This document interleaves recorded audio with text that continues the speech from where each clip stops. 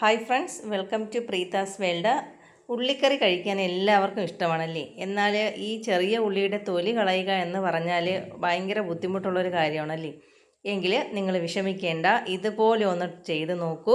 സിമ്പിളായിട്ട് നമുക്ക് കുഞ്ഞുള്ളിയുടെ ആണെങ്കിലും സവാളയുടെ ആണെങ്കിലും വെളുത്തുള്ളിയുടെ ആണെങ്കിലും നമുക്ക് സിമ്പിളായിട്ട് ഈ ഒരു ട്രിക്ക് ഉപയോഗിച്ച് പെട്ടെന്ന് തന്നെ തൊലി കളഞ്ഞെടുക്കാവുന്നതാണ്.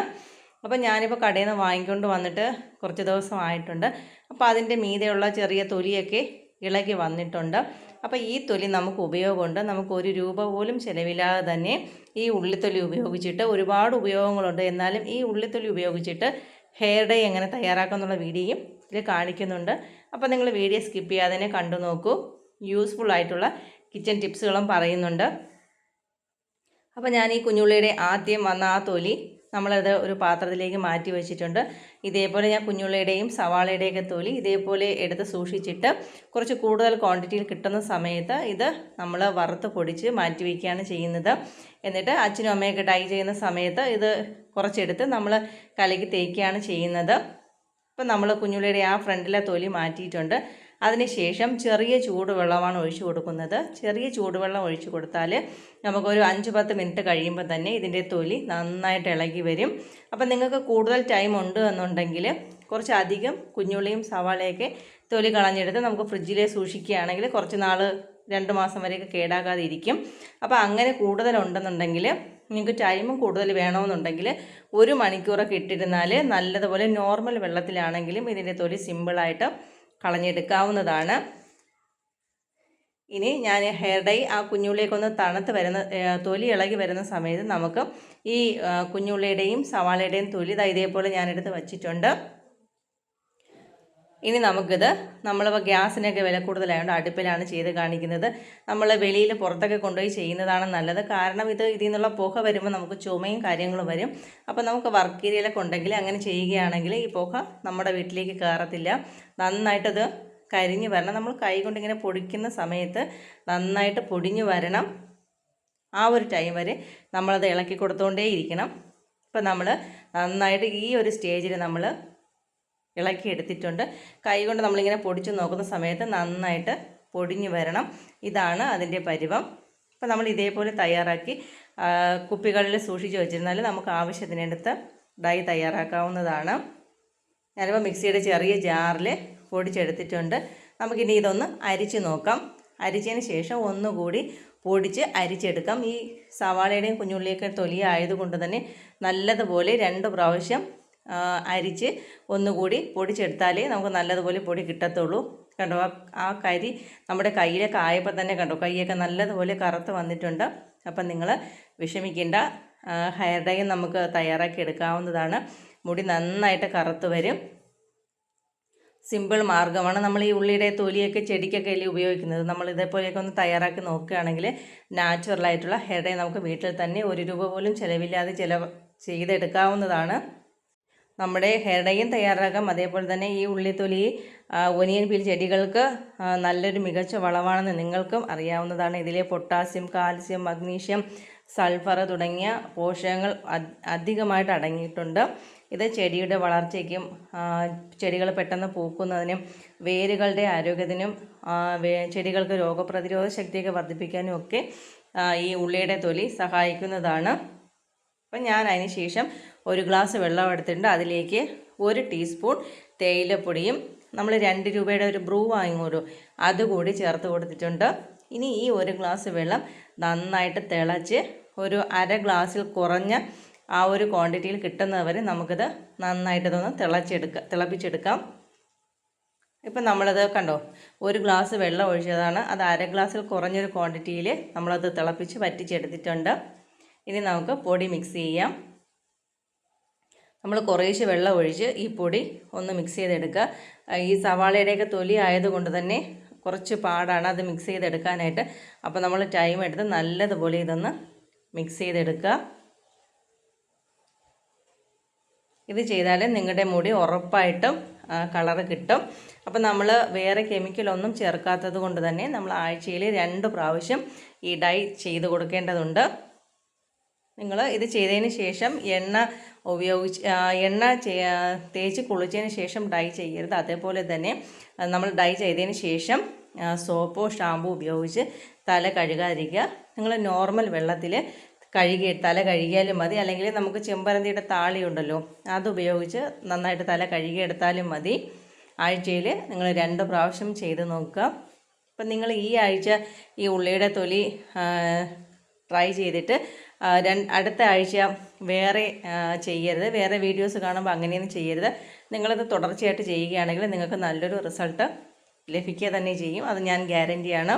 അപ്പോൾ നിങ്ങൾ ചെയ്ത് നോക്കുക. സിമ്പിളാണ് കേട്ടോ. നമ്മൾ നന്നായിട്ട് മിക്സ് ചെയ്തെടുത്തിട്ടുണ്ട്. നിങ്ങൾ നൈറ്റിൽ ചെയ്തിട്ട് പിറ്റേ ദിവസമാണ് നിങ്ങൾ അപ്ലൈ ചെയ്യുന്നതെങ്കിൽ കുറച്ചുകൂടി നല്ലതാണ്. നമ്മൾ ഇരുമ്പ് ചീനിച്ചട്ടിയിൽ ചെയ്യണമെന്ന് പറയുന്നത് തന്നെ അതുകൊണ്ടാണ്. ഇപ്പോൾ ഇരുമ്പ് ചീനിച്ചട്ടിയിൽ നമ്മൾ പകലാണ് ചെയ്തത്. ഞാനിപ്പോൾ 1 മണിക്കൂറേ റെസ്റ്റ് ചെയ്യാൻ വയ്ക്കുന്നുള്ളൂ. അതുകൊണ്ട് തന്നെ ഞാനിപ്പോൾ ഇതിലേക്ക് 2 തുരുമ്പ് പിടിച്ച ആണിയാണ് ഇട്ട് കൊടുക്കുന്നത്. അപ്പം നിങ്ങളുടെ കയ്യിൽ തുരുമ്പ് പിടിച്ച ഇരുമ്പിൻ്റെ ചീനിച്ചട്ടിയൊക്കെ ഉണ്ടെങ്കിൽ അതിൽ ചെയ്താൽ മതിയാകും. ഇരുമ്പിൻ്റെ അംശം കൂടെ കിട്ടുമ്പോൾ നമ്മുടെ മുടി നന്നായിട്ട് കറുത്ത് വരും. അതാണ് അങ്ങനെ ചെയ്യണമെന്ന് പറയുന്നത്.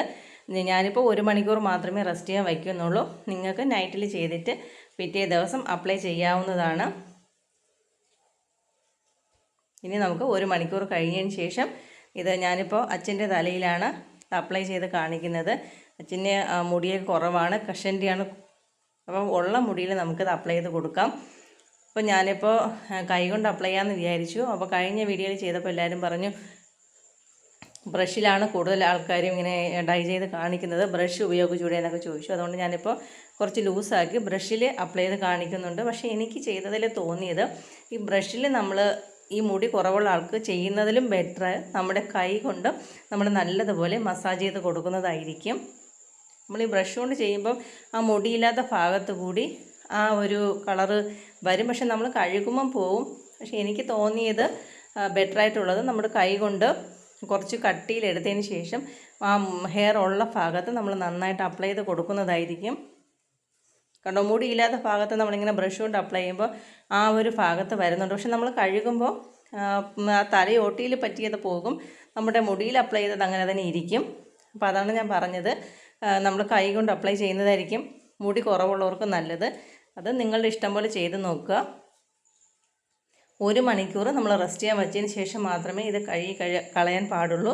കഴുകുന്ന സമയത്ത് സോപ്പോ ഷാമ്പോ ഉപയോഗിക്കരുത്. നോർമൽ വെള്ളത്തിലോ ചെമ്പരത്തി താളിയിലോ നമുക്കത് കഴുകി കളയാവുന്നതാണ്. അപ്പോൾ ഞാൻ പറഞ്ഞു, കെമിക്കൽ ചേർക്കാത്തത് കൊണ്ട് തന്നെ ആഴ്ചയിൽ നിങ്ങളിത് 2 പ്രാവശ്യം ട്രൈ ചെയ്ത് നോക്കണം. ഉറപ്പായിട്ടും നിങ്ങൾക്ക് റിസൾട്ട് കിട്ടുന്നതാണ്.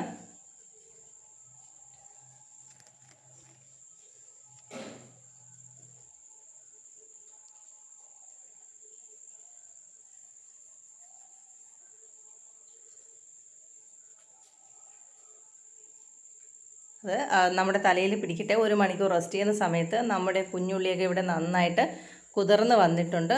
നമ്മൾ കൈ കൊണ്ട് ഇതേപോലെ തൊലിയൊക്കെ പെട്ടെന്ന് ഇളകി കിട്ടുന്നതാണ്. സവാളയേക്കാളും കൂടുതൽ ഗുണമുള്ളതും ചെറിയ ഉള്ളി ശരീരത്തിന് ഏറെ ഗുണമുള്ളതുമാണ്. എന്നാൽ ഇതിൻ്റെ തൊലി കളയാനാണ് ഏറെ ബുദ്ധിമുട്ടുള്ളത്. തൊലി പൂർണ്ണമായും ഇളകി പോയതിന് ശേഷം നമുക്ക് ഒരു എയർ ടൈറ്റായിട്ടുള്ള ബോക്സുകളിൽ നല്ല പോലെ ഒന്ന് തുടച്ചതിന് ശേഷം നമ്മൾ ഇട്ട് വയ്ക്കുകയാണെങ്കിൽ 2 മാസം വരെയൊക്കെ നമുക്ക് കേടുകൂടാതെ ഇതിരിക്കുന്നതാണ്. അപ്പം നമ്മൾ ഇങ്ങനെ വെള്ളത്തിലിടുന്ന സമയത്ത് നമുക്ക് കത്തിയൊന്നും ഇല്ലാതെ തന്നെ കൈ കൊണ്ട് തന്നെ നമുക്കിതിൻ്റെ തൊലിയും കളഞ്ഞ് എടുക്കാവുന്നതാണ്. ഇതിൻ്റെ മുകൾ ഭാഗം കട്ട് ചെയ്യാനായിട്ട് നമുക്ക് പിച്ചാത്തിയുടെ ഒന്നും ആവശ്യമില്ല. നമുക്കൊരു കുപ്പിയുടെ അടപ്പൊക്കെ ഉണ്ടെങ്കിൽ അതിൻ്റെ മുകൾ ഭാഗവും താഴ്ഭാഗവും കട്ട് ചെയ്ത് റെഡിയാക്കി ക്ലീനാക്കി എടുക്കാവുന്നതാണ്.